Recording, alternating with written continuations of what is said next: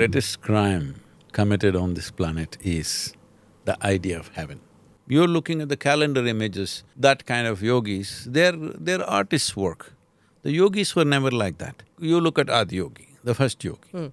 He's the most exuberant and athletic human being you can find. Journalists particularly, they come to the yoga center. One film star or one minister, somebody is there. Their focus is only that. There are other 30,000, 40,000 other people. Your camera has never caught them. I've never gone to any politician, any powers that be, including God, asking for something. I've never prayed in my life. Right now, people are talking about mental health pandemic. I know this will get me heavy trolls, but I must say this to them. If you do not understand your physical and mental health is your responsibility. One important thing Indians have been lacking is that we've always been accused of not having strategic thinking. The world is looking at as one of the greatest possibilities on the planet. We are a civilization who strategize 1,000 years later what we will be doing at one time. People call me Sadhguru according to their experience. I'm telling you my problems, I will die as a failure, I know that. But I'm a blissful failure.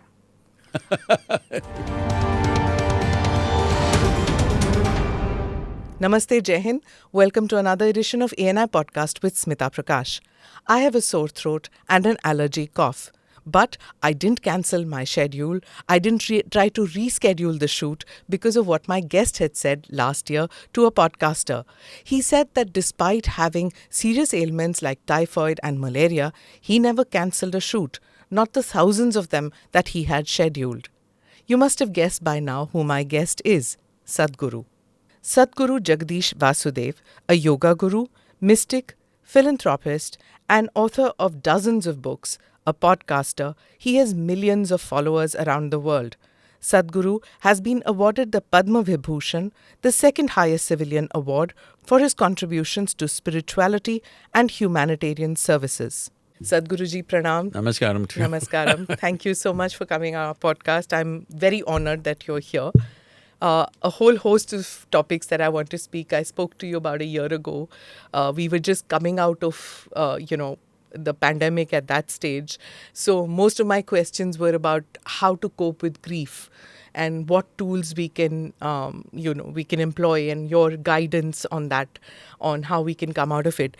But today, I want to ask you so much more. Because I heard this interview that you did with Joe Rogan. And I really, really liked that podcast. Joe is a wonderful guy. He's one of those guys who, whoever comes to him, he lets them speak. He understands, he need to ask questions and wait for people to find expression. It's not a shoot and scoot kind of thing, it's very nice that way. But even his questions on mysticism and all that… Unfortunately, I could not address his inquiries about mysticism because that was just pre-Save Soil movement. I went there mainly for that purpose, to create support for that. So I kind of avoided those things because, people make controversies of all these things. Yeah, but still, I think you explained many questions which, people who don't understand much about what is the difference between spirituality, between being religious, between seeking, between knowing. You kind of explained that beautifully in that. So those who haven't seen it, please log on, and it's a very long one. You can get it on Spotify. But of course, today, in that podcast, you spoke about the concept of heaven. In all religions, there is a concept of heaven. In many people feel that this life is a preparation for the next life. But if you say that to the children today, they look and say, what? Nonsense, that's not true. See, the greatest crime committed on this planet is the idea of heaven. Because the moment you tell someone, this is not the place to live well, this is another place where you're going to go and live well, it's a crime against humanity. Really? It is. Because you're making sure people don't live well here, they'll wait to live well elsewhere. I'm asking, do you have any proof that you're not already in heaven and making a mess out of it? Yeah, there isn't. Or hell. That's up to you. So essentially, human experience can be either like heaven or like hell. So people say, they come to the yoga center and say, "Oh, Sadhguru, you've created a heaven." I said, "Don't say that. This is planet Earth and it's the most beautiful place that we know. Don't say that another place is there which is more beautiful than this, which is better than this. This is because you are living badly. You think there's another place where you will go and live well." All the sort of people that they say they went to heaven, I don't want to be in their company. Yeah, true. I know, but you're talking about thousands of years of prophets and gurus and yogis who have been telling us that… No. Don't blame the yogis. Yogis never talked about going to heaven. It is only… the heaven idea is a very Western idea. When I say Western, I'm talking West Asian idea. Oh, okay. Otherwise, there is no heavenly business here. Here, you've always been told your life is your karma and you have to make it happen the way you make it happen, and there is a possibility of life being cyclical, and you can transcend the cycles if you wish, or you can go through the cycles. Nobody said you're going to heaven and permanently be there in one place. I'm saying, suppose I will send you to the most beautiful resort on the planet, but we will picket it in such a way that you can't cross it. You have to live there only forever, not for your lifetime, forever. You think it'll be great? It'll be just like any prison, all right? True. So this is the idea of heaven. It's supposed to be very beautiful, but once you go there, there's no way out. I don't want to go there. Yes. That brings me to one question which I was going to ask later. You're one of those who has broken stereotypes, of a guru, of a yogi, of a mystic person who, extricates himself from the worldly life. You dance, you sing, you play golf, you motorcycle, you travel the world, you wear lovely clothes. That's lovely. It is very pretty. Thank you. You seem to… I design my own clothes, I want you to know. Okay. It's from natural fiber, I can see. Yes, that's a part of my mission. Save the Weave is one of the projects that we are doing. Okay. To bring back natural fiber, because one of the worst kind of pollutions that is happening is because of the clothing. Like they say, an average American has about 28 grams of polyurethane in their body. And this is one of the biggest causes for cancer and things like that. And fashion industry is the third largest polluter on the planet. So these things are happening and nobody looks at it because everybody is focused on something that's visible. It is the smoke that comes out of the automobile that everybody is interested in. Everybody is interested in that lowly plastic bag which is floating around. I'm not saying they should not be fixed, but especially in Western countries, and it's become true in our country also now, nearly 90% of the clothes that children wear are polyurethane. 92% of the world's fiber is polyurethane already. Non-biodegradable. Yes. And when children wear this, especially when children wear this, before 15 years of age, if they wear this polyurethane clothing, any kind of synthetic clothing, they get poisoned. So you are wondering why somebody is autistic, why this and that. If I say this, oh, where is the research, where is the fact? I'm saying, see, you will find facts after there are massive numbers of people, right? The fact is, we know what it does. We know it enters your bloodstream. We know it's entered the soil. We know it's entered the water. We know it's entered our food cycle. We know it's in the air. So, one of the important things, I've been pushing this with the governments to at least school children, make it that they're wearing either cotton Natural or fibers. linen or anything, okay, which is natural. It'll make a huge difference. At least the government schools make it, but it's still not happened. Everybody's using terracotta and terraline and whatever. It's not so much because it is cotton and 5–10% this thing. It's okay, I would say, because it demands less maintenance. But a time has come when the richest people in the world are wearing crumply clothes once again. In California, I'm in somebody's house who's really up there in the movie thing and all that.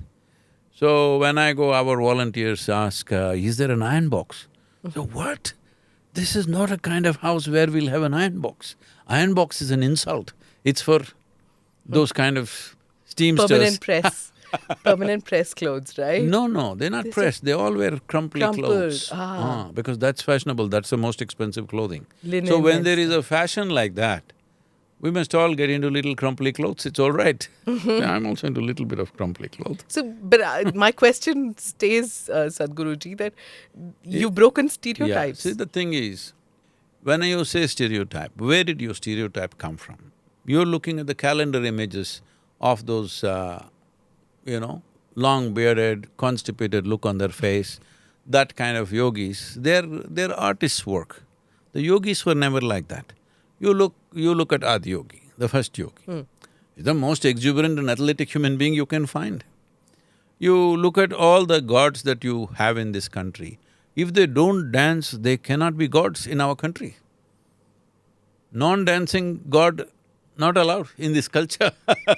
A man who cannot dance, how can he be even a human being? Forget about being a god. Dancing with ecstasy because of spiritual Yes, union it is with… not some trained dancing. See, dance is like laughter. When you're bubbling with joy, you laugh, all right? It's not like you're trained to laugh. Naturally, it comes to you. It's not that somebody has to tell you a joke. Life is funny. If you look at it carefully, it's very, very funny. If you look at it in the surface, it's dead serious. But if you look at it carefully enough, it's quite funny how people come, do all this, and tomorrow morning they disappear and everything is fine, all right? It's quite funny. So if you see on one level, you will laugh. When your body wants to laugh, it will dance. It's a consequence of exuberance. It is not some special kind of dance you have to do. This joy and exuberance, you feel it's very much part of Indian culture, or… No, it's part of life. It's part of life. It's part of life. Life is exuberant. You just look at this. Children below, that is also unfortunately it's happening. 12, 13-year-old children are depressed and committing suicide, all these things unfortunately, it's the worst thing that can happen to humanity. But you look at any child anywhere in the world, being exuberant is natural. Look at a butterfly, look at a grasshopper, look at anything. Everything is exuberant. What went wrong with you is just this. You became dead serious about life. You're dying to live. People are dying to live. What That's for? a very in-depth statement. You're alive anyway. And when you really look at it, how long are you alive if you look at this? Even if you live to be 100. But what potential a human being carries, it's too little, if you explore the potential. Otherwise, it may feel very long. I mean, in your own experience, you can look back and see any given day. On a day when you're very joyful, 24 hours, poof, it goes away like a moment. Someday, if you're a little frustrated or anxious or depressed about something, then 24 hours feels like a eon of time. This is because only miserable people can have a long life. Are Indians miserable by nature? Not at all. So the reason I'm asking Sadhguruji is because recently there was something that came out, the Happiness happiness… studies, nonsense, that is all. See, I travel everywhere in the world. Everywhere we go, at least Western societies, if you go to Africa and all, it's different, but Western societies, if you travel, they are at many notches above us in terms of material comfort and, their whatever is organization of life. But they will all in the evenings after the drink, they will all be laughing. During the work, can they laugh? When they're driving, can they laugh? Most of them can't even smile, okay? Unfortunately, in big cities in India also, it's becoming like that, but when I land in India, you will see many more smiles, brighter smiles, natural ones, not trained ones, simply bursting out.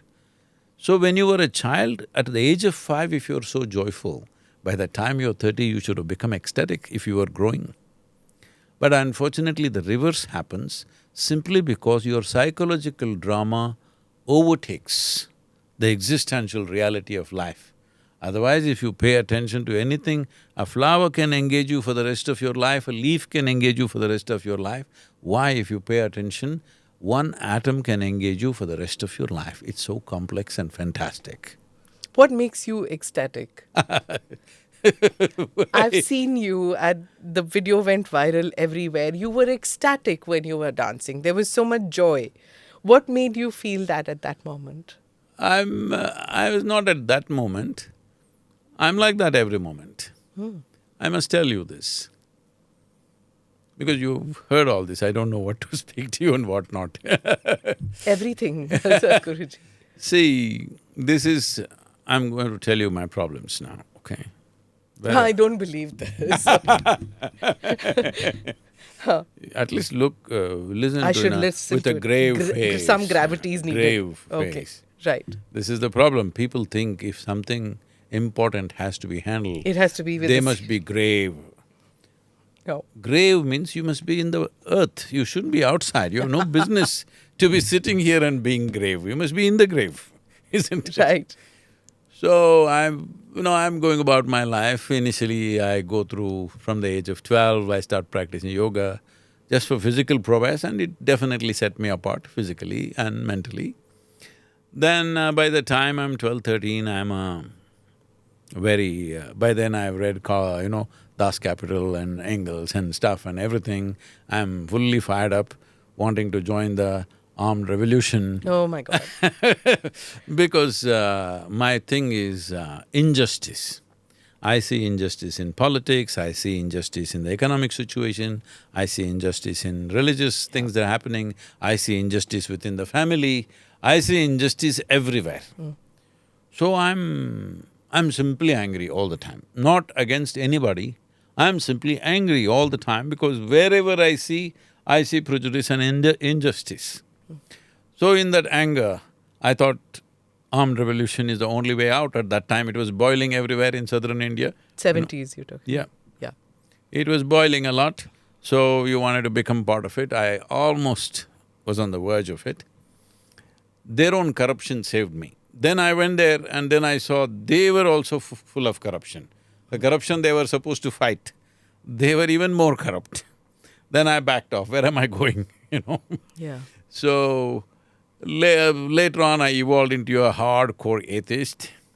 Oh. Yeah, because essentially, anything that does not fit into my logical scape, I could not digest those things. I'm not somebody who values something because somebody has said it, however important they are. It doesn't matter, it's my parents or God himself spoke or his messenger spoke or whoever spoke.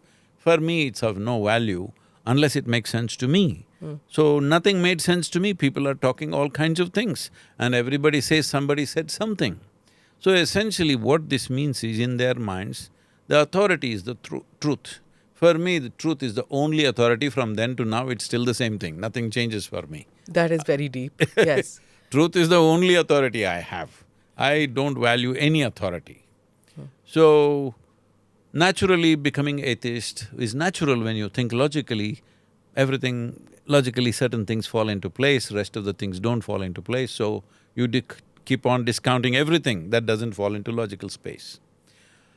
So then I traveled, crisscrossed India on my motorcycle, and I've seen this nation like very few people would have seen. I didn't go to any destination, I just rode across, just the terrain, the people. I slept in the villages, I slept on roadsides, I slept in railway stations, bus stations, all the money I had was only for the petrol in my motorcycle, and I ate barely. Cheapest possible food I ate, and I didn't spend 1 rupee for my sleeping. I slept on my motorcycle most of the time, This is South India or did you travel across? I travelled up to Nepal, this side, and this side up to Rajasthan. Only northeast I did not do at that time. Okay. Mostly almost the whole country. What were you seeking? See, I was not seeking anything. All I knew was, what I perceived was not enough. I knew this is not it, but I don't know what it is. See, this is the whole thing people need to understand. They say, I'm seeking God. See, when you say you're a seeker, you become a seeker. Your seeking is genuine only when you don't know. You already know there is God and you're seeking. This is a fake seeking. You do not know, that's why you seek, isn't it? When you realize you do not know, you start seeking. So my problem was this, why I look like this, why is this wall blocking my vision? I want to look like this. So I'm doing crazy things with my mind, trying to look beyond. And people, it'll look absolutely nuts because there are troll armies which will go at me. But there are things you can do with your senses which you have not imagined possible. Such as? You can look the other side of the wall if you want. There are ways to do it. There are many creatures who are doing that, all right? With the kind of vision that we have, it's not three-dimensional, it's It is not, it is only reflection, Yeah. all right? But your vision is not just about seeing. You can see things that you have not seen, all right? See, for example, you go into the forest. The panther there or a tiger there doesn't have to see you. If you're somewhere behind the tree or on top of the tree, with his nose, Yes. he sees you. He knows exactly where you are, all right? He need not physically see you, but he knows exactly where you are. Most of the time, they're surviving and finding their food only by sense of smell. So I kind of spend time in the jungles, looking as… If I just walk into your room, if there are, let's say, 5 people, with eyes closed if I walk in, I'll tell you there are 5 people and what kind of people. This is not magic, this is just keenness of attention. So in all these years of non-stop riding, driving, crazy things, I've never hit anything. People, like I was riding for Kaveri, calling all these Kannada film stars, they were riding. Sadhguru, the way you're riding, what are you thinking about? You just keep going, going, going. What is it? I said, why am I thinking anything? I don't think anything, I'm just riding.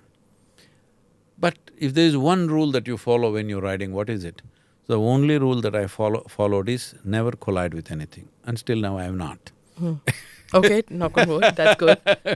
Okay, you still ride?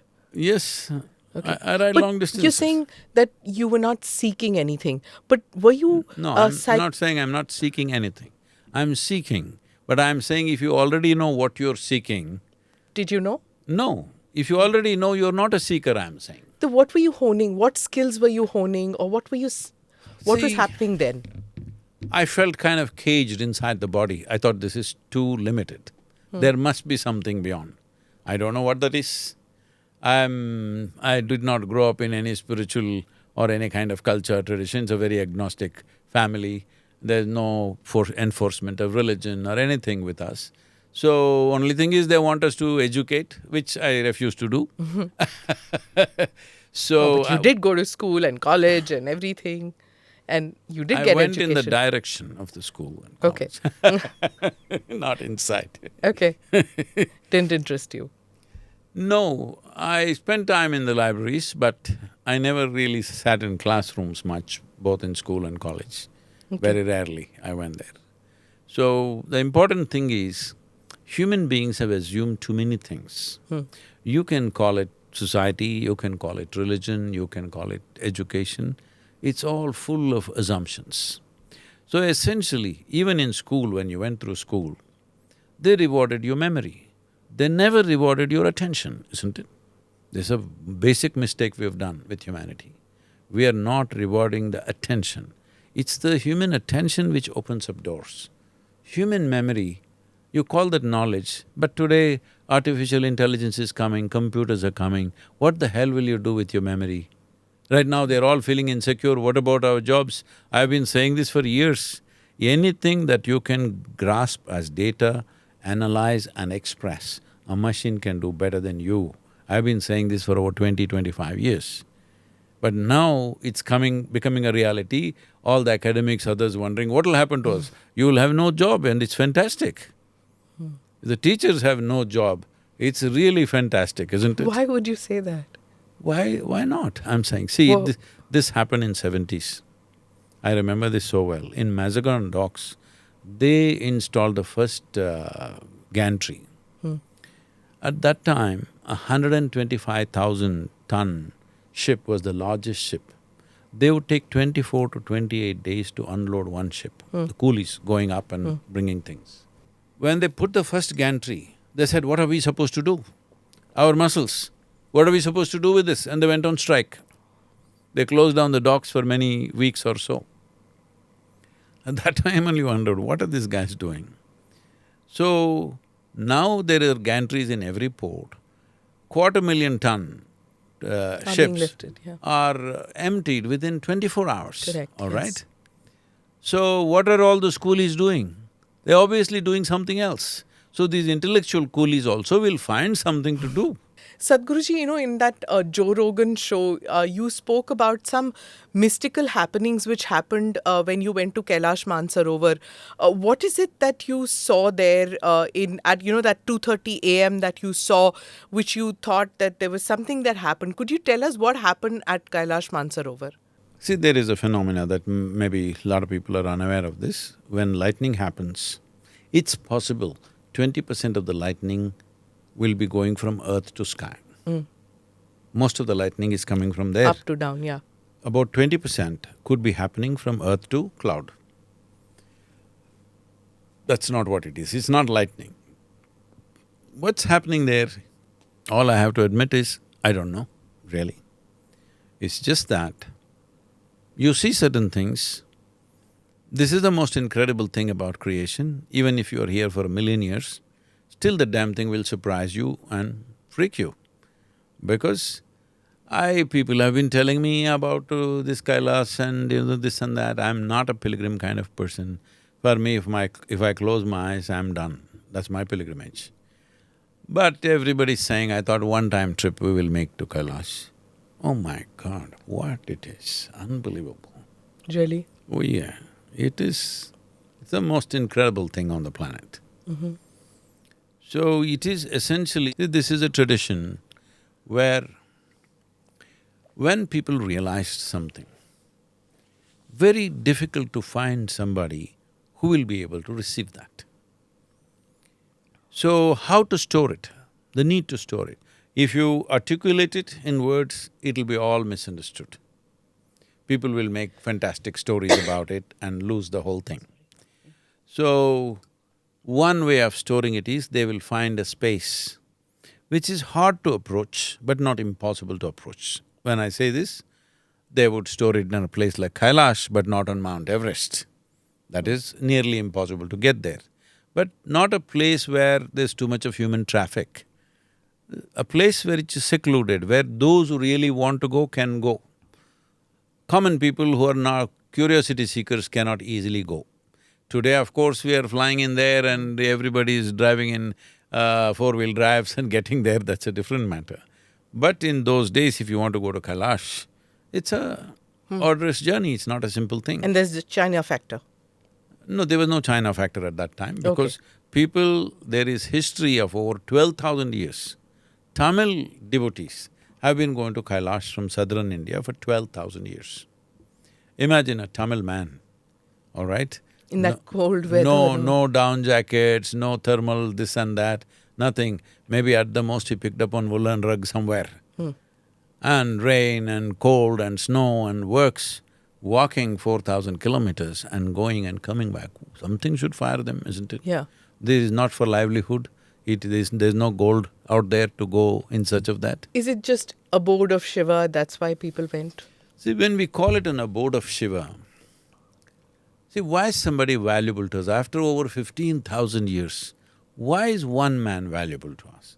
Because of what they offered to us, isn't it? So many people would have lived in this 15,000 years, we don't care whether they existed or not. We don't know where they were, what they did. But why do you remember one person? Because of the knowledge base.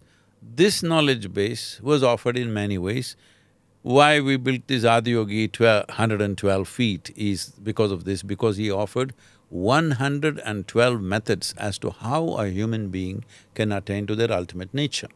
When I say ultimate nature, let's put it in modern language. See, today you are who you are.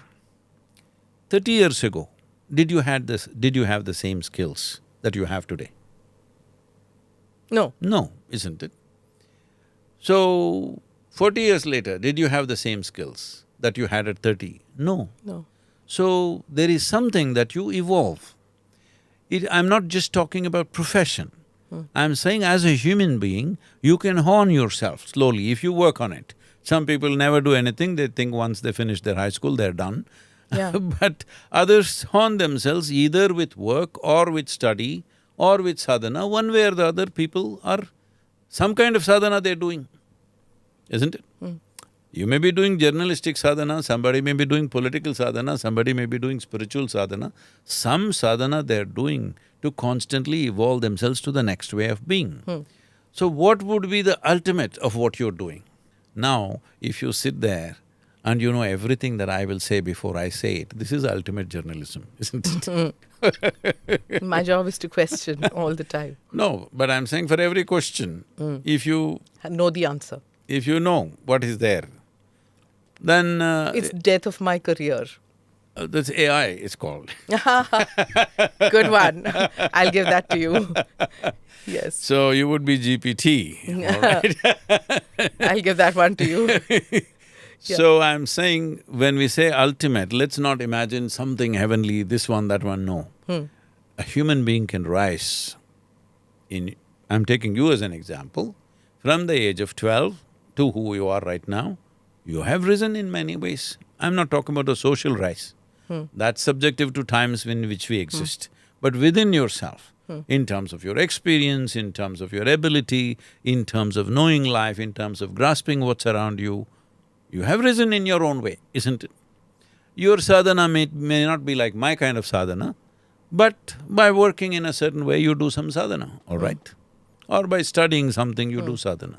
So every human being, no matter where they are longing to be something more than what they are right now. If that something more happens, will you settle? No, you want to be something more. I insulted you with GPT, but you would like to beat the GPT. That'll be the aspiration, isn't it? Yes. What the GPT cannot do, you want to do. Yes.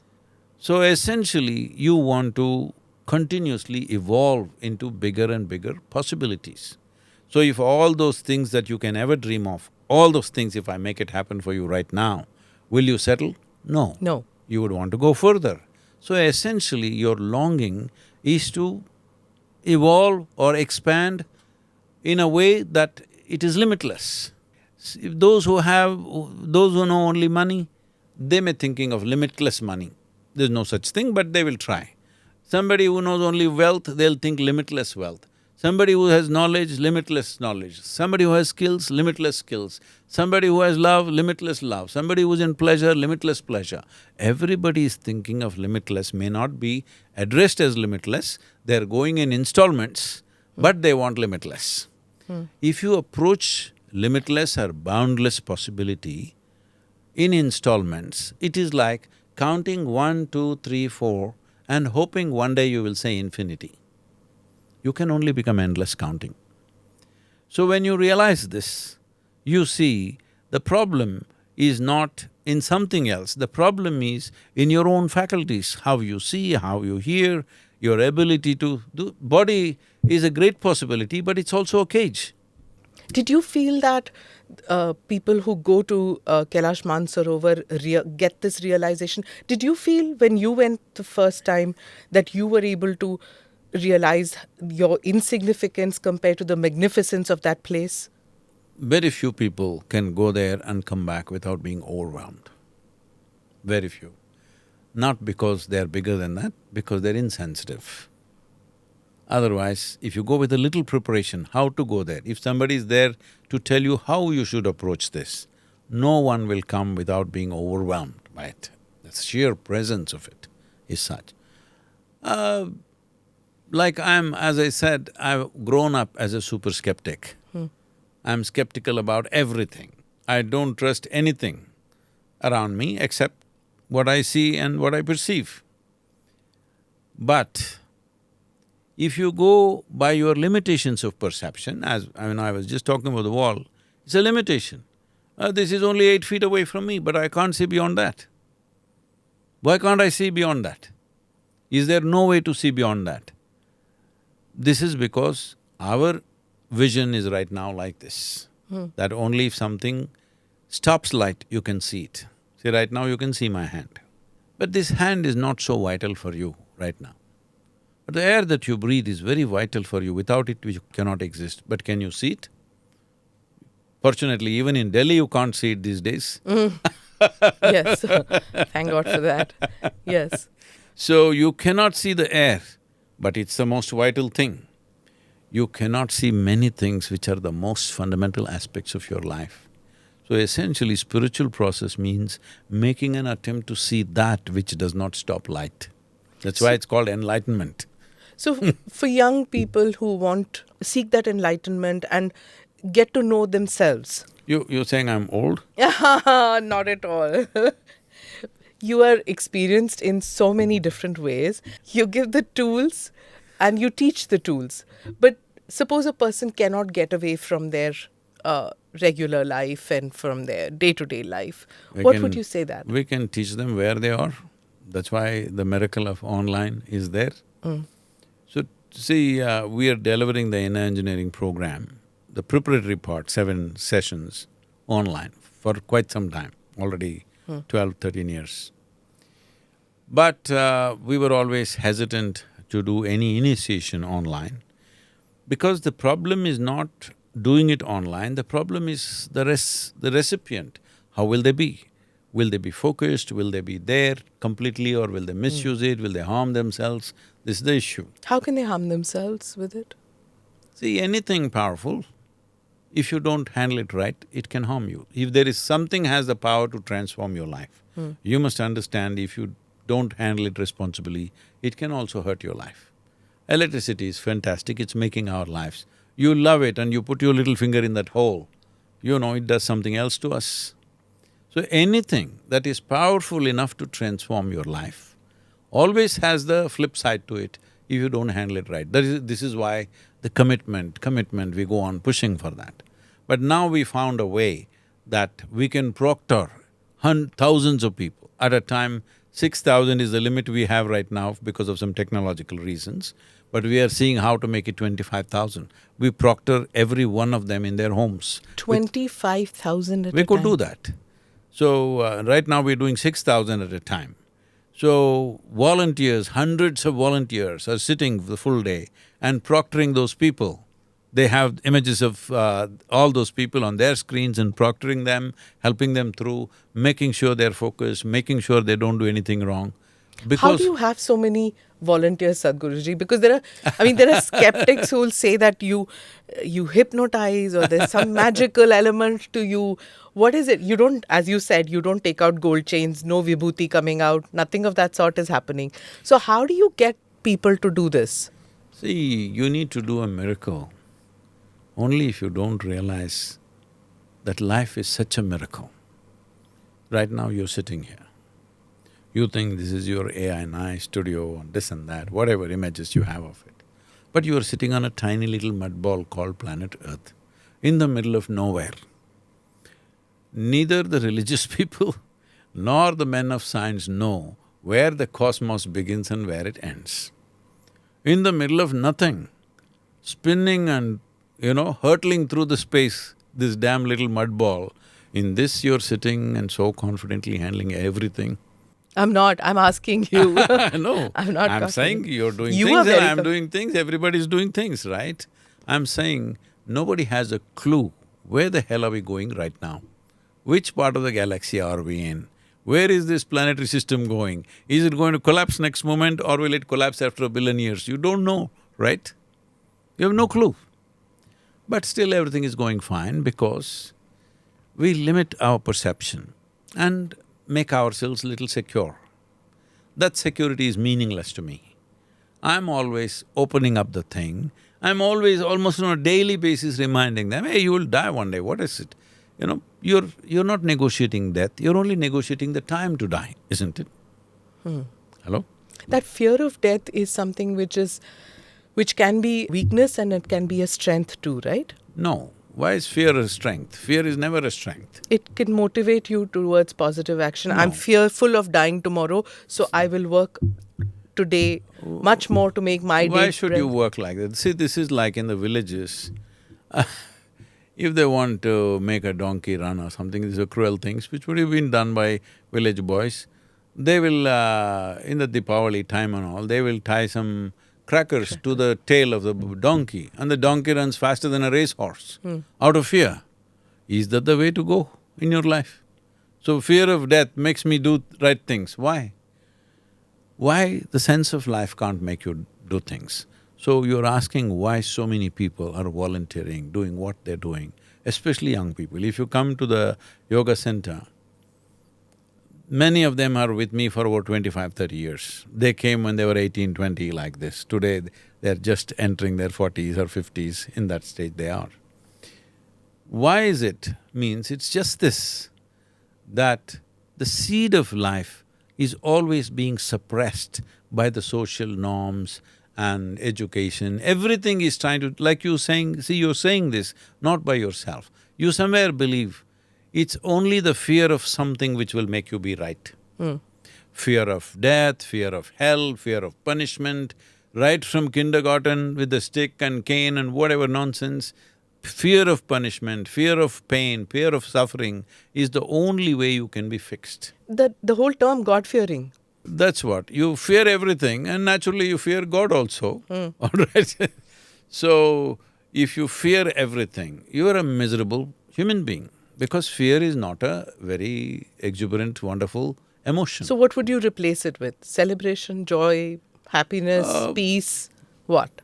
No, it's not like that. See, life is not a philosophy, life is a phenomenon. You can either ride it or you can be crushed by it. If you're crushed by it, you will live in fear and suffering. If you learn to ride it, so you have seen… It's a motorcycle metaphor all over again. Of course, I'd expect you to say that. No, see, you're being GPT now. Okay. You've seen wave riders. They're just riding huge waves. What is a wave rider's dream? He wants to ride a tsunami, all right? Yeah. It could kill him, but he wants it. No, if he's good at it, he wants to ride a tsunami. Because that's the dream, the biggest wave possible, you want to ride that. Because you're good at it. If you're not good at it, even a tiny little wave will cause fear to you. So now I'm not talking about being good at something. You're as good a life as anybody else, as much a life as anybody else. Doesn't matter, you don't know journalism, you don't know motorcycling, you don't know wave riding, it doesn't matter. But if you sit here, you're as good a life as anything. But that's not how human beings are experiencing. This is the only thing I do to people, that experientially they realize that they are as good a life as anything can be. Maybe they're good at nothing in the world, it doesn't matter. They're… as a life, they're good enough. Once people experience this, there is a certain exuberance to life. You may not know how to do things that other people do. When it comes to skills, we are not the same people. When it comes to intelligence, we are not the same people. When it comes to language, we are not the same people. In any act that we perform, we are never two people are never the same, isn't it? But as far as life is concerned, there is no such thing as your life and my life. See, you're sitting there, that's your body, this is my body. Till we are buried, all right? Once we're buried, we're all the same soil, let's not go there. We will right now keep about the soil? I know you're going to get there. We will keep the distinction. That's your body, this is my body. That's your mind, this is my mind. Here and there, my mind, your mind may overlap and we may be okay, but still that is your mind, this is my mind. Sure. But there is no such thing as your life and my life. It's just like if you and me sit here and blow soap bubbles, that's my bubble, this is your bubble. If it goes poop, then you don't say, this is my air, this is your air. This is the nature of life.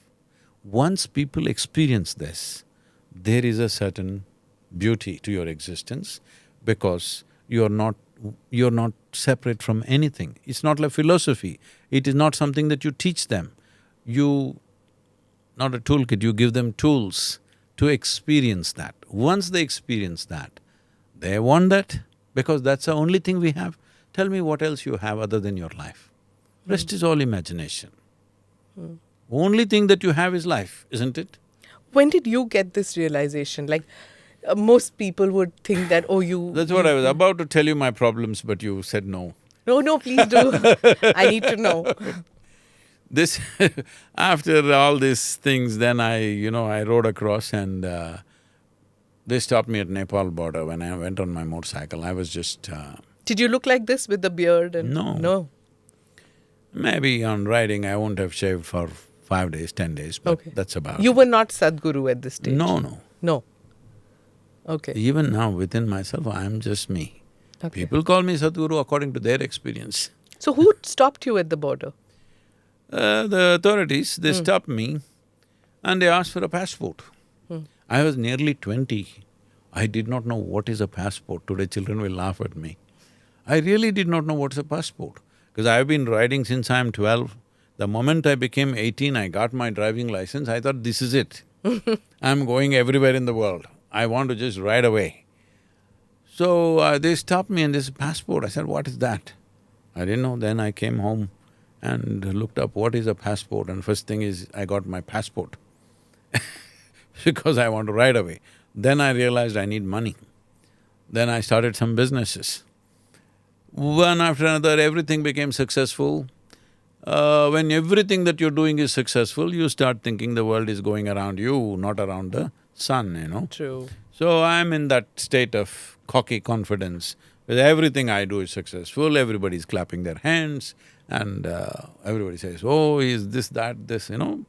In the family, when you're successful at a very young age, everybody thinks you're some super nonsense. I'm not talking about money like today, they talk in 2 months, they talk of $10 billion, $100 billion, not that No. kind. Yeah. But for those days in a small town, it is successful, Right. or that kind of success. So I'm already into half a dozen enterprises, all working well and things happening.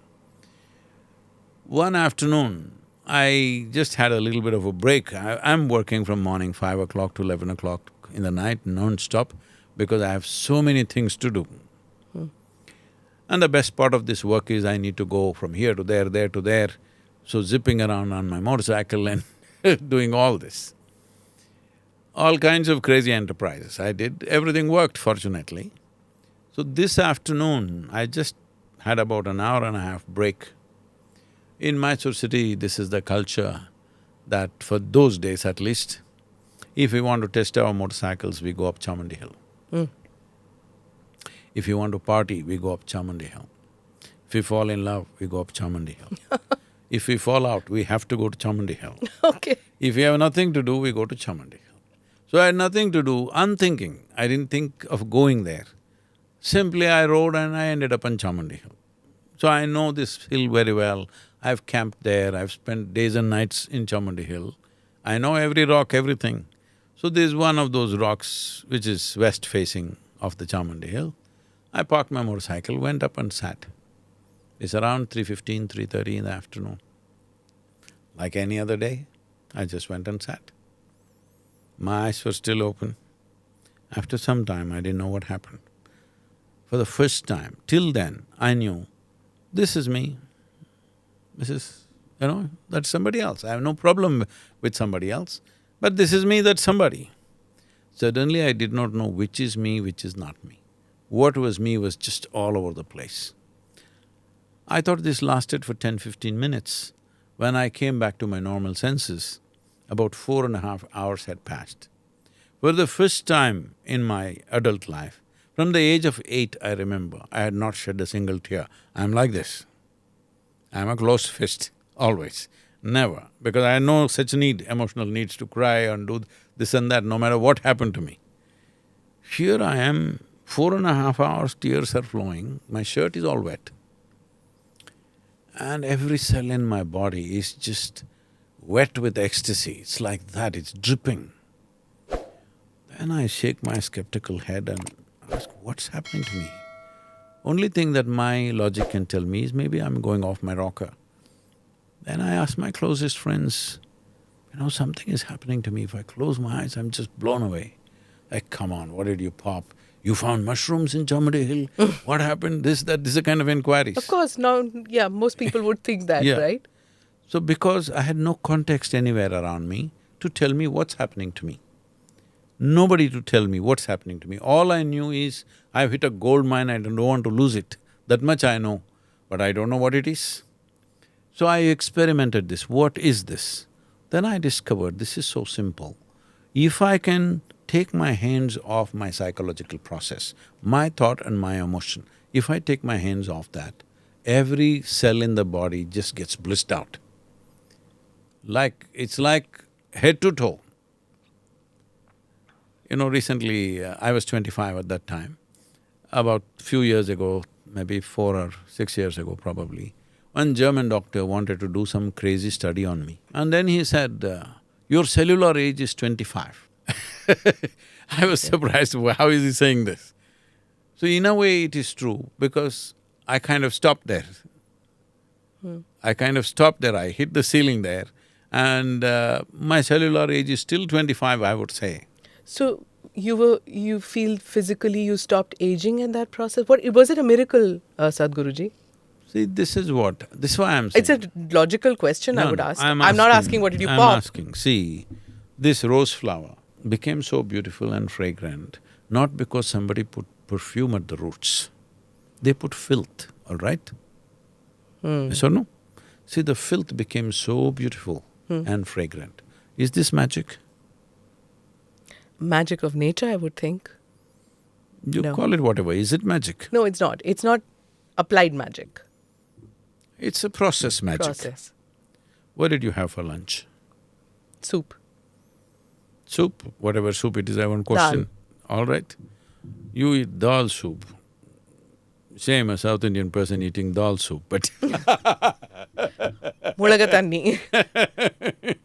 anyway, you drink soup and it becomes a woman like you. Is this magic? No. Why is it not? It's not something that If was you- done. See, it is done. You eat a chapati and you become a wonderful woman. Is it magic? No. Why is it not? Magic would be something that would be out of the ordinary, I would feel. Is it ordinary? If I take a chapati in my hand and make a human being out of it, is that magic? Yes. But if you do it in your stomach, it's not magic. No, because that's the biological process, no? See, that is an explanation, but is it not magical? Yeah, magic of nature, as I said before. That's See, how… You're dismissive when you say magic of nature. You don't have to eat human flesh to become a human being. You can eat dal, you can eat chapati, you can eat whatever nonsense you want and still become a human being, isn't it? In a matter of few hours. Is that not magical? Tell me one thing that's not magical in the existence. Yeah, I get that, but many people go to yogis and godmen I'll come. waiting for that magic. Yes, I'll come to that. That is because they have not seen the magic of life. They don't have the attention to see the magic of life. If you pay attention, there is nothing here which is not magical. So anyway, let me tell you about that day. And 6 to 8 weeks passed and I realized this is all it is. If I can keep my hands off my psychological process, I will burst into blissfulness. Then I thought, who wouldn't want it? Yeah. Who wouldn't want to simply be blissed out? Because there is enough scientific evidence today to show when your experience of life is very pleasant, your intelligence, your physiology, everything that you have works at its best. There's no question about that. There's no question about that anymore because it's all established today in the lab. Because everything has to come from the lab today. It's come from the lab, well established. We ourselves have a research center in the Harvard Medical School, in the Beth Israel Hospital, where it is a Sadhguru Center for Conscious Planet, whatever we're doing that. Top scientists are working and they're all saying the same things we've always been saying from our experience. Now they're speaking a little different language, complicated language about simple things. So once I realized this, I sat down, I was 25, and I sat down and planned. At that time, the world's population was 5.6 billion people. I said, in 2.5 years, I sat down and made a detailed plan. In 2.5 years, I will make the whole world blissful. Here I am, 40 years, this year is 40 years, okay? 1982, this is 2023, all right? 40 years it is. Well, people say we've touched over 2 billion people, whatever, but that's not my idea of humanity. So I'm telling you my problems, I will die as a failure, I know that, but I'm a blissful failure. You're a blissful failure. I wonder what that makes the rest of us, if that's what you're saying. Sadhguruji, I will come back to that question which I asked you, that, most people think, like, in fact, Yogi Adityanath is also criticized for this reason, that aap yogi hain, aap Himalaya mein jaake rahiye. Why you getting involved with politics and all? You should be See, the disconnected from... highest things about yoga was, in a way, in recent times. When I say recent time, in India, recent means 5,000–6,000 years.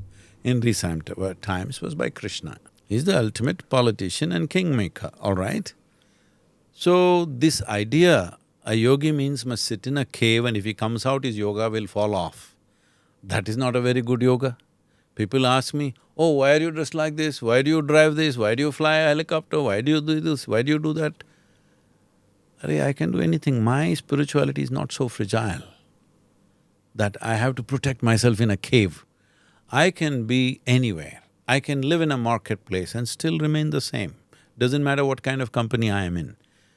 I'm part of the New York Fashion Week. Yes. Yes. I know. So, that's what I was asking. I'm saying the texture of my clothing will not take away my spirituality. I am not that fragile. You were at the Nita Ambani The cultural center. Yes. There too, we saw you walk the red carpet.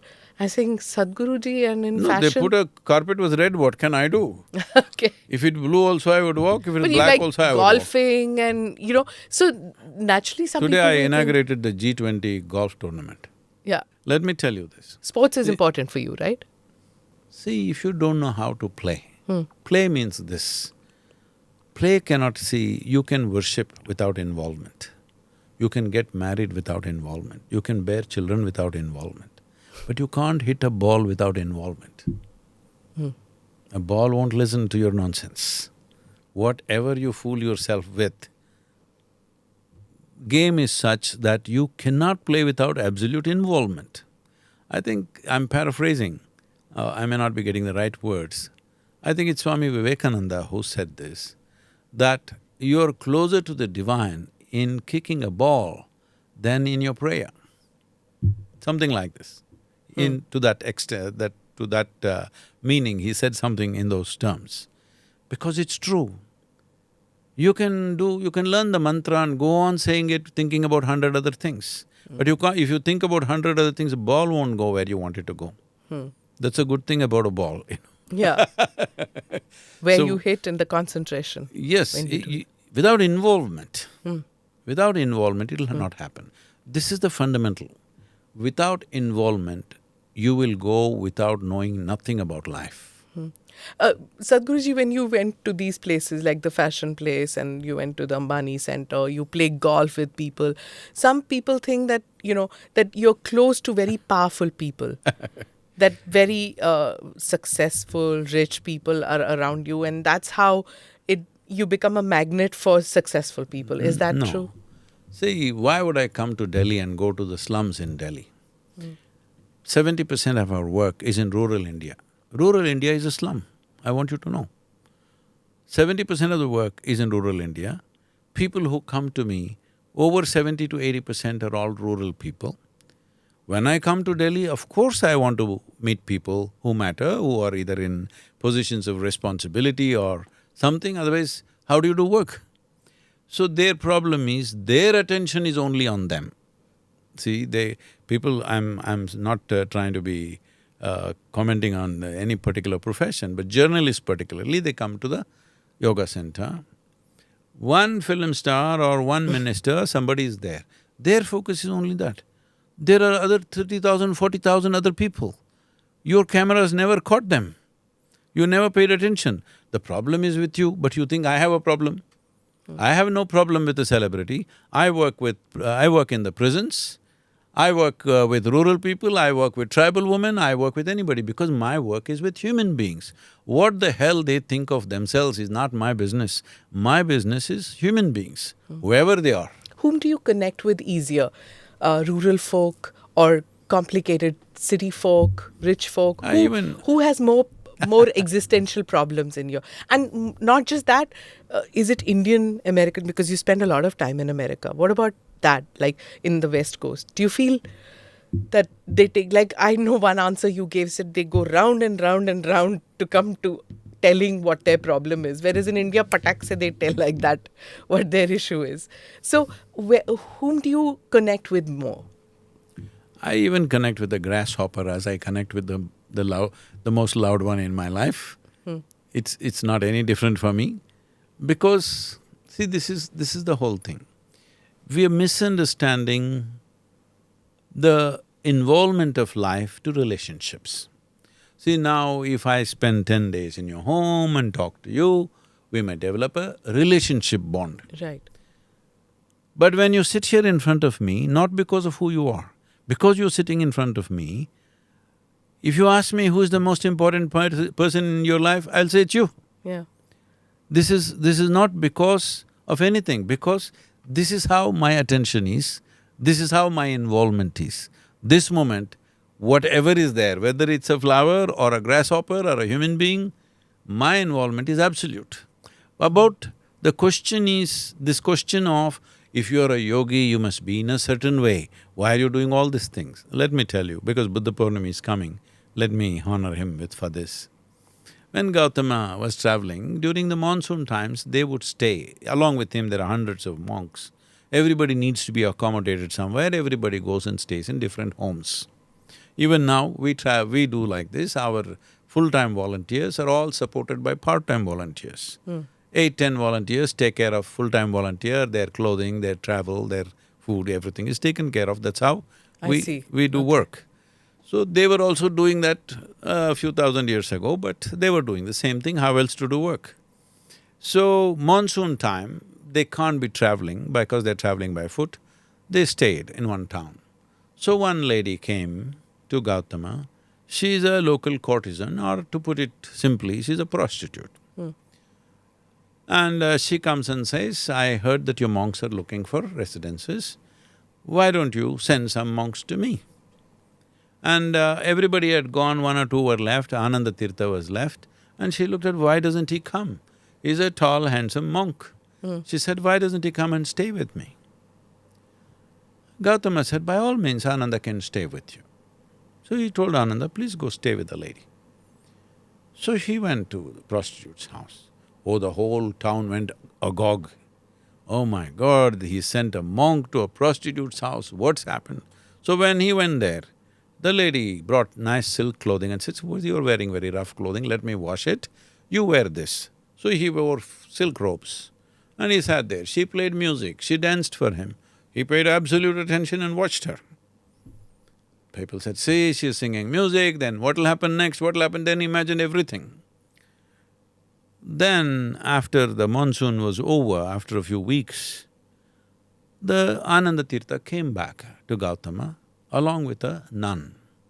She turned into a nun. So when people were questioning him, he said this. He said, see, I'm walking this path because I see this as the most powerful way to live. But you're telling me her ways are more powerful than mine. If it is so, I will also join her. I'm like that. If I find something more powerful than the way I'm existing right now, I will join that. What is your existence right now? You lead very busy lives, you're constantly traveling, and you want to touch people's lives and bring that blissfulness that you experienced into as many lives as possible. Just trying to rub off my experience on people, that's all.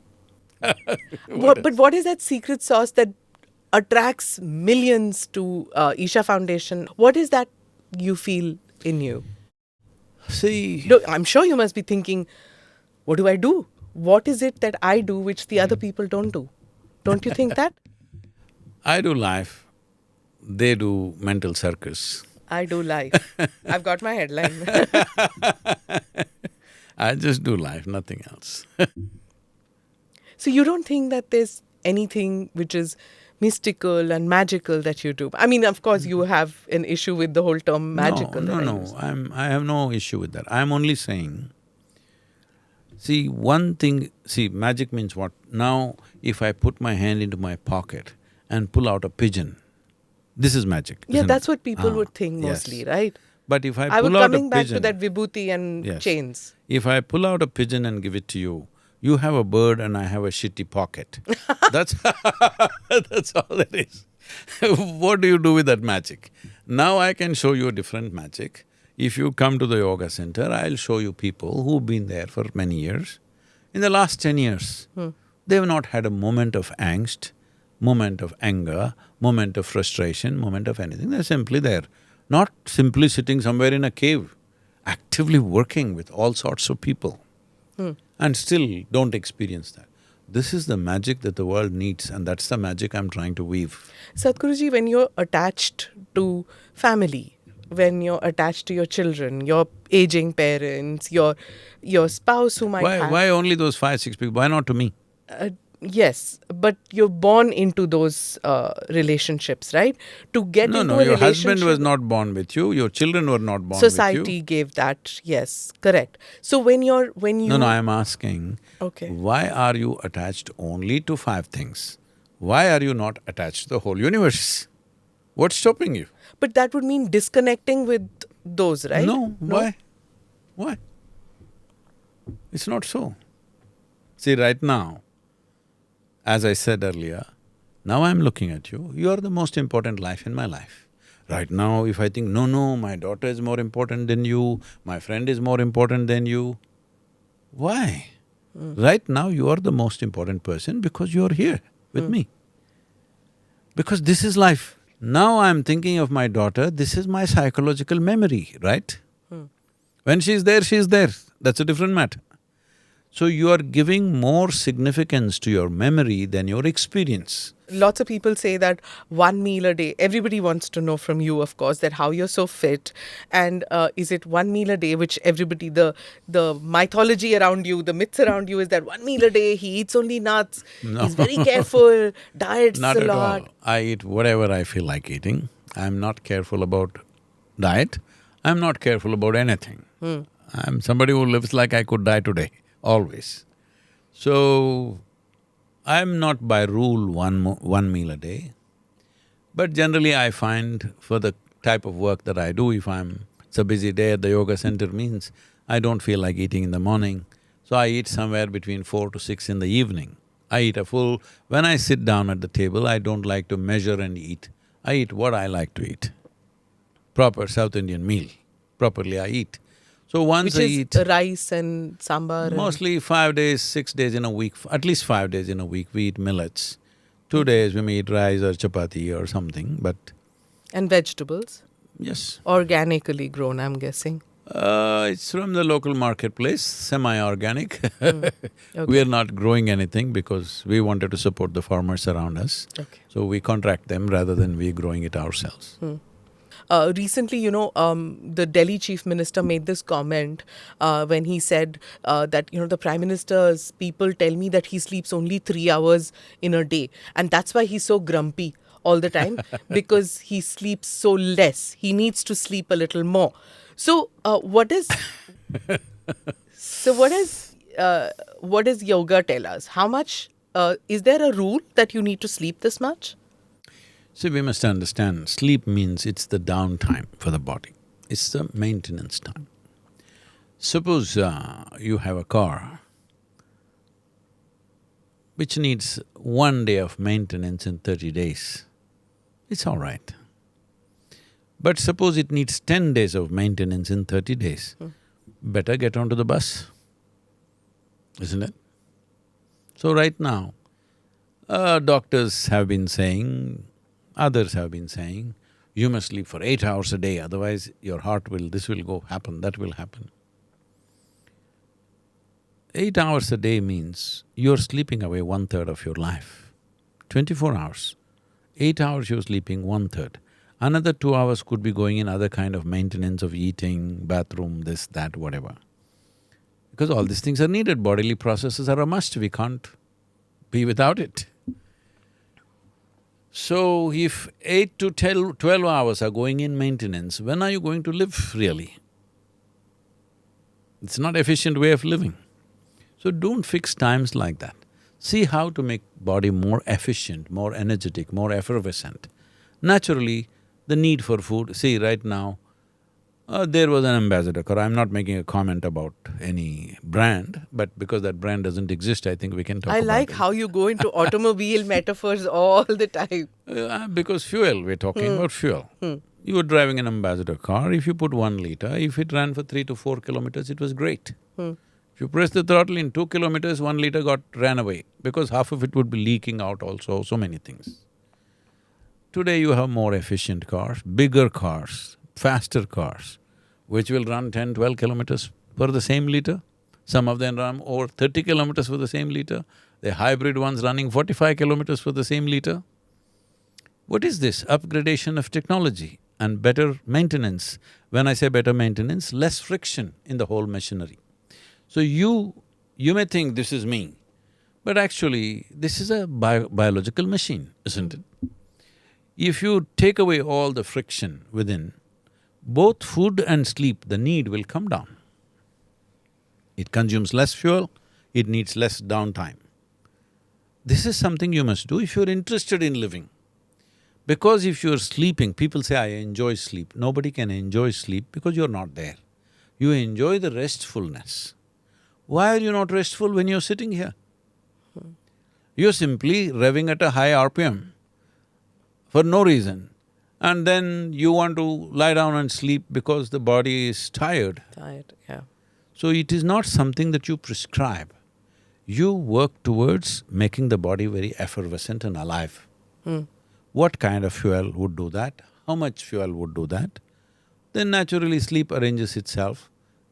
I never fix how much I must sleep. I've never woken up to an alarm. My girl just laughs at me, you don't know how to set an alarm on the phone? I said, I don't need it. Do you have a phone? Yes, I have a phone. What do you do mostly with the phone? Make calls It's or… my office. It's your office. I don't go to any office. I handle everything on the phone today. You're such a social media sensation on YouTube, on Facebook, on Instagram. Do you check what do people see? What do people ask? What do people comment about you? I may not be able to see comments much. Here and there maybe, just to have a feel of it. Like, but every why video… do they like my sambar?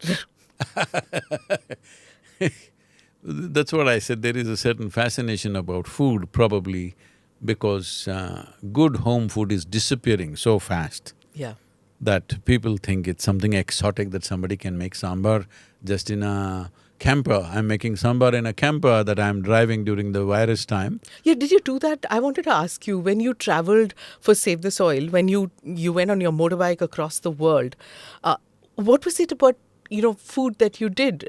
American food, you went to Egypt and you went to all those places, riding in the desert and all that. What did you do for food? There was a team organizing food ahead of time for the whole… because there was nearly a team of 27 to 30 people, photographers, videographers, and setting up… See, because we were not just riding.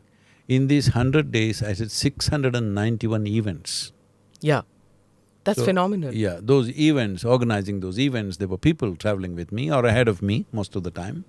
So they would have food ready at a certain place. It didn't always come on time, but I'm okay with food. I'm not like I must eat at a given time. Okay. Food and sleep never came to me. What about controversies? Do they bother you? See, the thing is I made myself like this, that somebody else will never determine how I am. Somebody else or something else never determines how I am within myself. So if the controversy supports the work, I don't mind the controversy. If it's impeding the work, of course, we would like to relieve that. Like for Isha Foundation comes under criticism many times that you've taken Always. land. What do you mean many times? Okay, always. And then those who do not succeed in bringing you down legally, they say that the reason is because Sadhguruji is connected so well with powers that be, that's why. With powers that be, you can inquire, you're a journalist. Have I ever gone to any chief minister or prime minister, ever, asking something for myself? Ever? Have I taken 1 rupee from any government? Have I taken an inch of land from any government? No.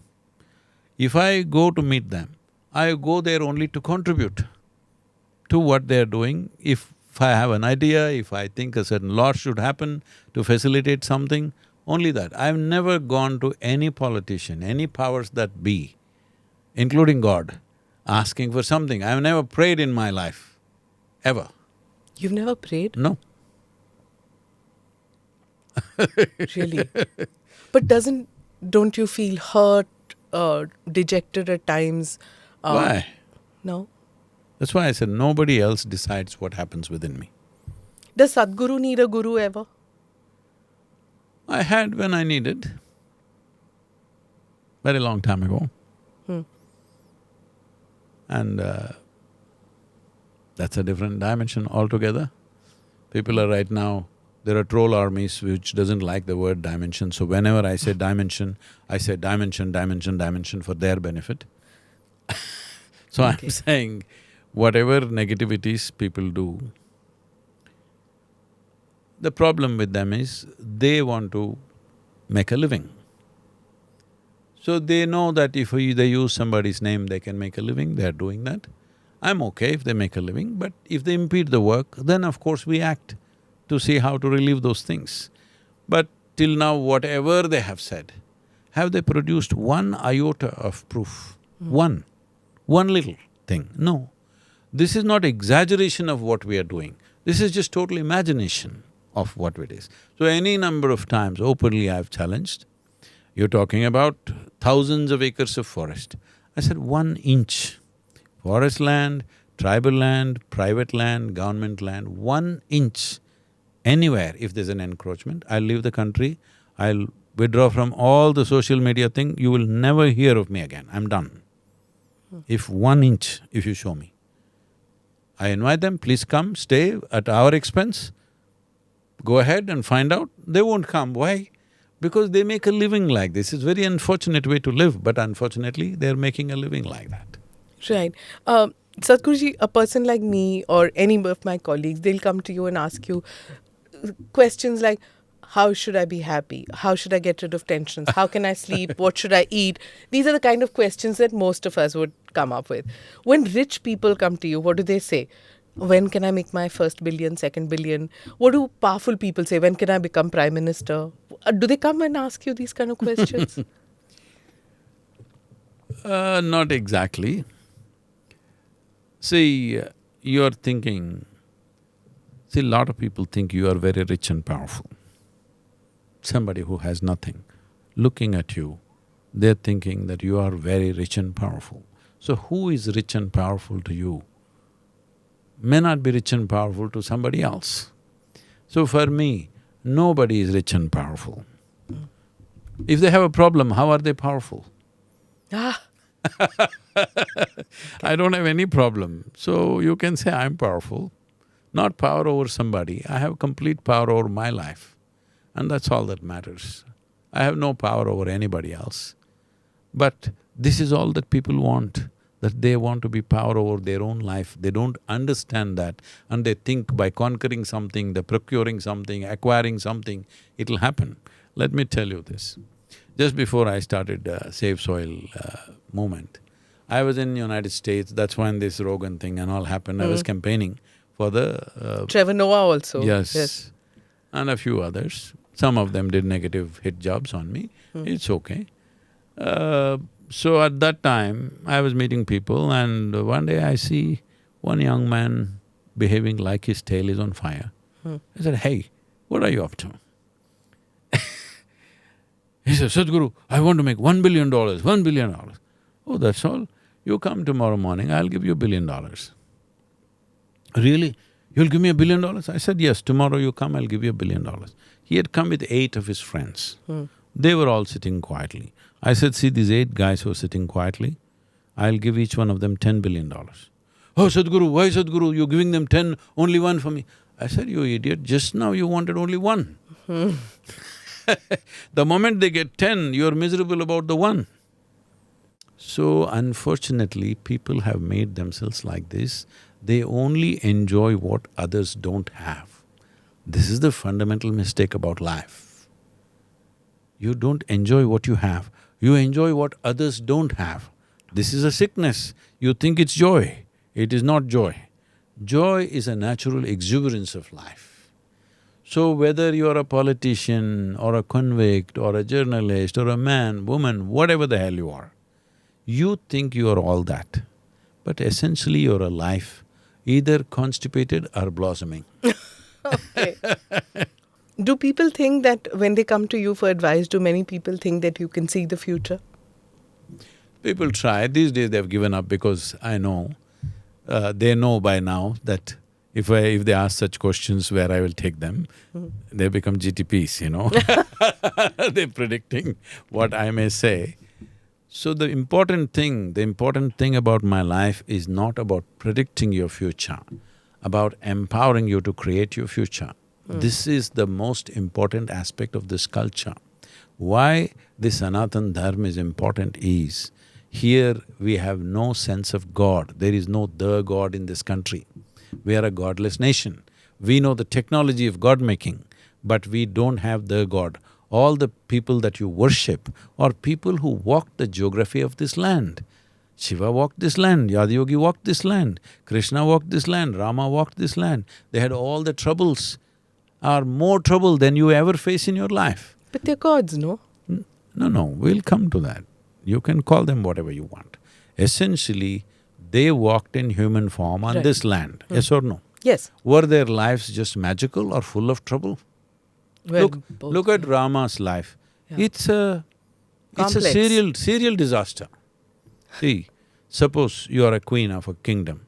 At the age of 19, you're coronated, and then they take away your kingdom and send you to the forest. One disaster like that you wouldn't recover, most people. Yeah, tribulations all his life. Most people wouldn't recover with one disaster. Yeah. Lost his kingdom, as if that's not good enough, lost his wife, then he goes out and battles and kills people that he doesn't want to kill, and then gets back his wife, and again some politics, and sends away his pregnant wife to the forest, never gets to see his children. Unknowingly, he almost killed his children. See, if you or me or anybody, knowingly or unknowingly, we killed our own children, Biggest in many grief, ways, that is the worst thing that you could do. Correct. He almost did it. Yeah. And then he never got to see his wife. She died in the forest. So this is not a successful life. But the important thing why we worship him is, no matter what happened, he remained the same, no angst, no hatred, no nothing. He even did penance for killing Ravana. Okay? Because this is the only thing that we value in this culture is freedom, liberation, mukti. When you're alive, if you're free from everything, you're not withdrawn, you're active but free. That is only one avatar of Vishnu, no, where this happened. In the others, in the other avatars, it wasn't that. It wasn't… See, what you call as avatar is Darwin's theory of evolution. This was not spoken recently. This was spoken, they say… Hello, welcome trolls, for what Sadhguru say. Adi-yogi himself is supposed to have spoken this. Correct, yes. The first life, see what are the avatars, tell me? Matsya, Matsya Varaha. No, don't go there, one at a time. Matsya avatar, what does it mean? Fish. Water life. Yeah. Life, waterborne life. There was a time when hardly 10% or 5% of the land was land, rest was all water. So first life was naturally waterborne. What is next? Kurma, okay. So what does it mean? Amphibious life. Huh. Crawled out of the water, half on land, half on this, learning to live on land. That's what amphibious life means. Next is, among the many creatures, smaller creatures, they're ignoring and coming to mammals.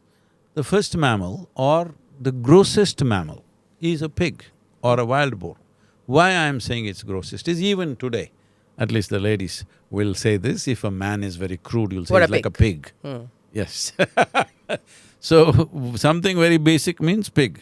So the most basic mammal is a pig, very rooted in its body, very hard to kill a pig, people don't understand this. It's not like killing a deer or a goat or something. Very hard to kill a pig, it takes a lot to kill the pigs. Because they're so rooted in their physicality. If somebody is very physical, you say he's like a pig. So the next thing is what? Narasimha. Narasimha, half man, half… Half man, half animal. Next thing is what? Vamana, dwarfed man. Next thing is what? Parashurama, full-fledged man but volatile. Yeah. Volatile. Next is what? Rama, peaceful man. Next is what? Krishna. Krishna, a loving man. Next is supposed to be a Buddha, a meditative man. The next one is Kalki. supposed to be a mystical man. Don't look at them as individual people. These are different stages of evolution. Just look at Darwin's theory of evolution. It is parallel to this in many ways. He might have gone at it with a different context. So Sanatana Dharma has an explanation, or a Sanatan view of life has explanations for life? Evolution. Evolution. We're talking about evolution. See, there are places in our Vedas where they're talking about single-celled animals, okay? We're talking about evolution because we are a dialectical culture. We don't do anything in a way that it doesn't touch your life. We write our history that way, we write our science that way, because if it's not going to touch and transform your life, what is the point of any science or history? So this also is said in such a way that we are making it an embodiment of that stage of development and saying it is this person, this person. It is not about people, it is about different levels of evolution that happened. So next one is supposed to be mystical. Right now, even your technology is becoming almost mystical, isn't it? Right now… Unable to understand. No, is that I'm what you're saying, if a machine gets up and suppose you are a robo, I don't know, it could be, or I could be. Why you? If somebody builds a machine just like me and talks like me, ChatGTP is answering all your questions, and you don't know, I finished the podcast and went home, and you don't know, it can easily be done. Yeah. We're not very close to that.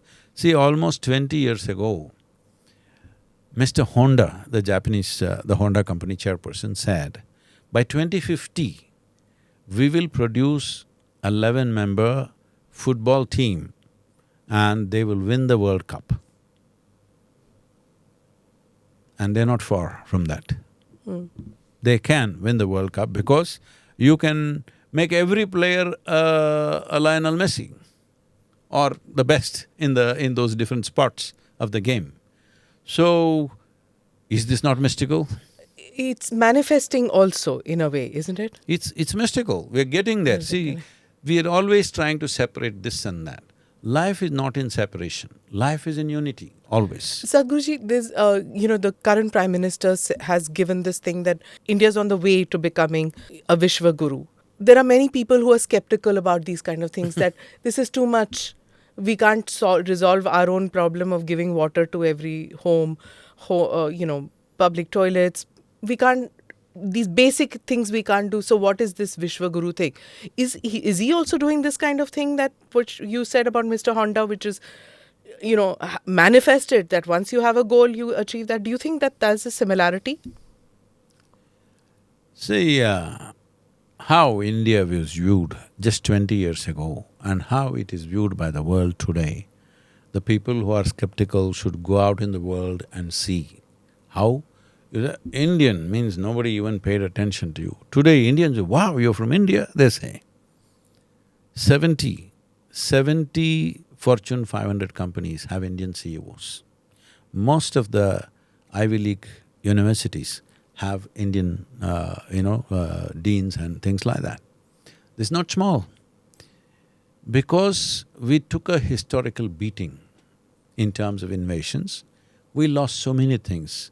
The continuity of our culture was lost, the continuity of knowledge was lost, everything was destroyed.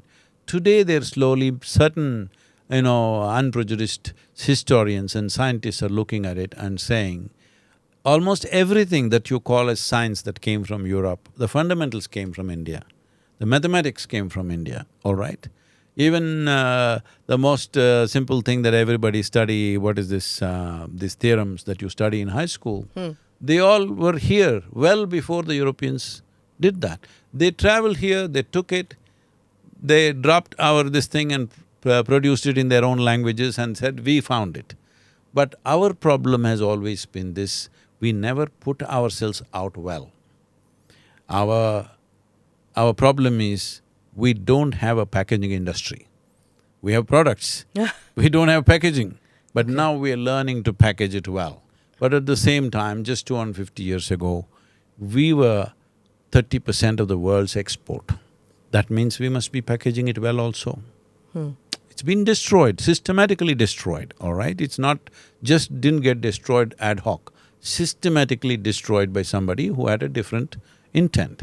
Fine, it's happened, there's no point being bitter about it, because bitterness will not kill them, it'll only kill us, Sure. all right? So today it's on an upsurge. It is a land of so many complexities. That's our strength, that's our problem. Do we have the brains and the patience to handle the complexity and take it somewhere?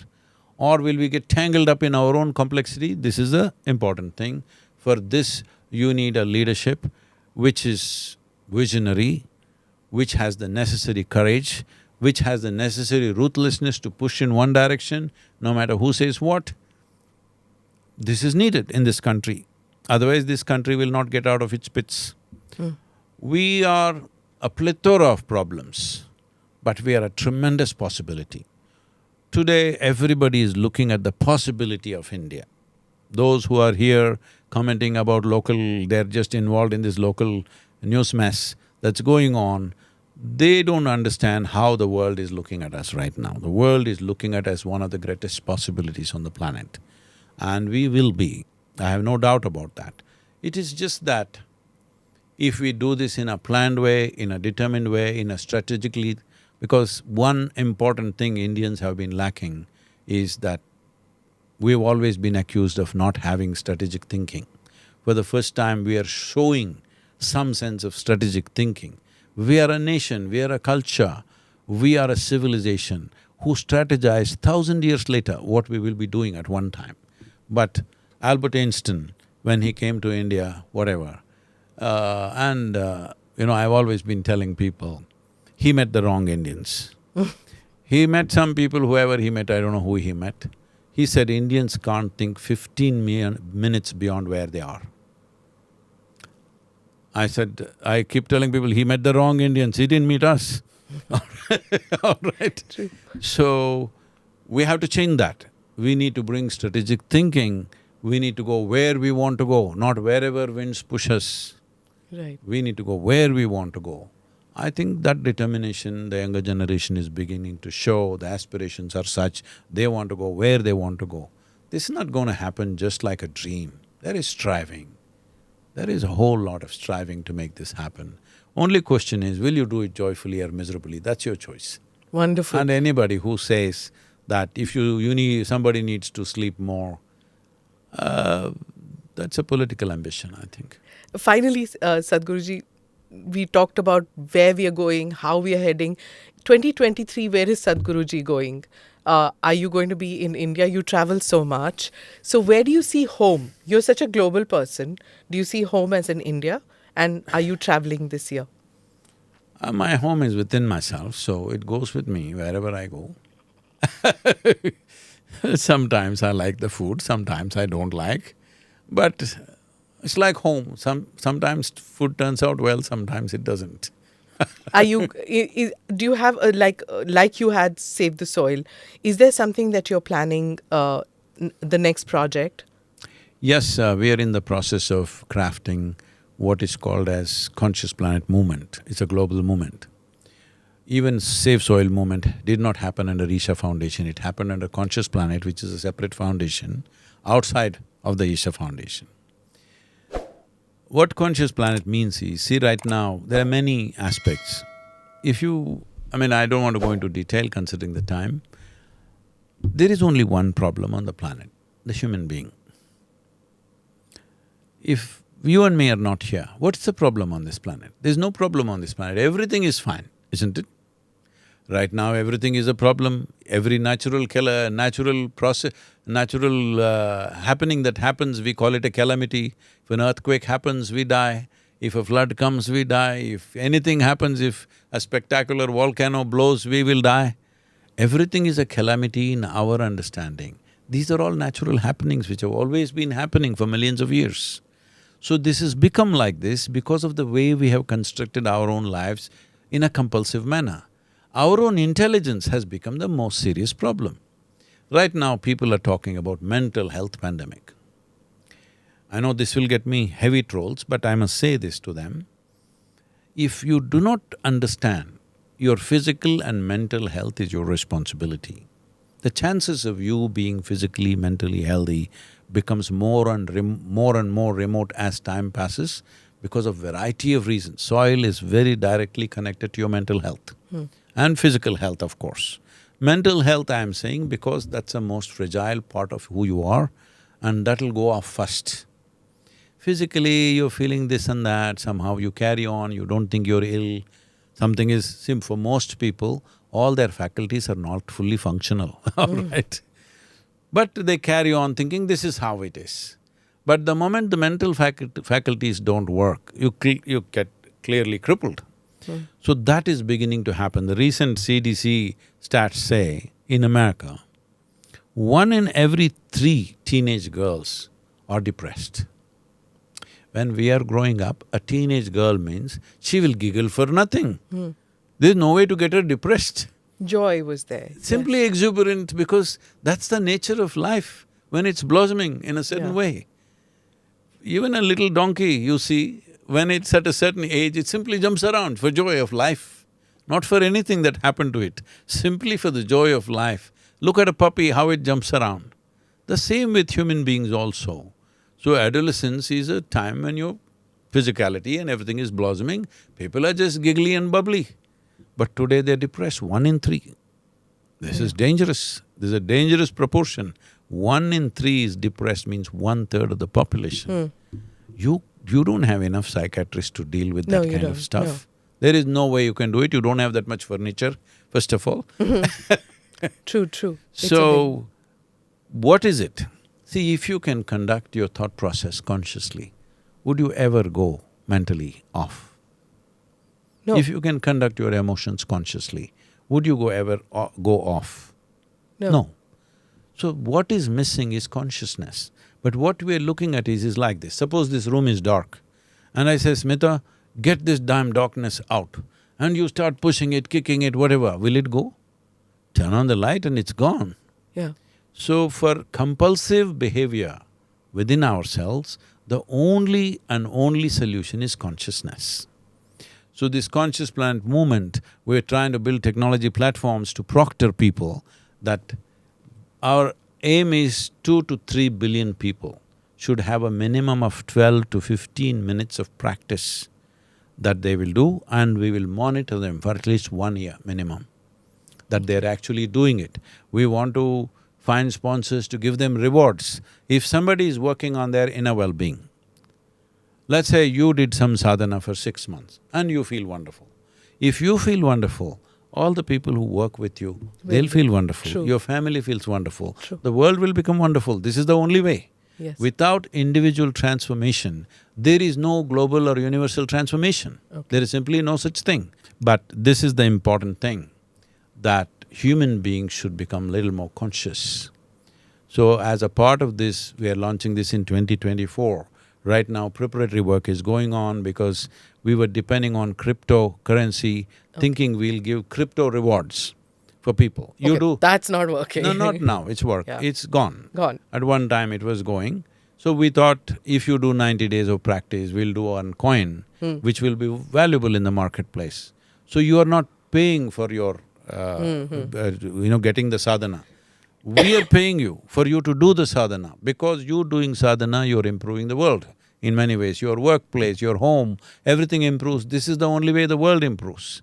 So now we are looking at sponsors and other things to find a ways to sponsor people, that you are doing your sadhana, you are well, we will monitor you. There are ways, medically we can monitor you, how your blood pressure is, how you're feeling, everything. If you're like that, we reward you for that. For your health and well-being, we are going to reward you. With doctors and scientists involved in this project? No, all digitally. All digitally. All digitally, simple. See, today you have like wristbands which will tell you what is your pulse rate, Correct. what is your blood pressure, what is your sugar, they're able to kind of… Yeah. Maybe not exactly, but they're able to do this. So with that kind of instrumentation, with phones, phone is the main instrument, through that we want to monitor. Still this work is going on. Okay. It is still… technology needs to be built up, but basic technology is there, we are not inventing anything, we have to innovate a little bit to make that happen. Right. So creating a conscious planet is the most important thing. At least 2 to 3 billion people, if they are willing to spend 12 to 15 minutes within themselves and improve themselves, it's a better world. And it's the only world we have, right? So we have to work towards That's all we have. Right. Thank you so much, Thank you. Sadhguruji, for speaking with Thank us. you very much. And it's been an illuminating conversation and will get us all thinking a lot about it. Thank you so much. Thank you. Namaskar. Namaskar. Thank you for listening in to this very special broadcast. Do like or subscribe on whichever channel you have seen this or heard this. Namaste. Jai Hind.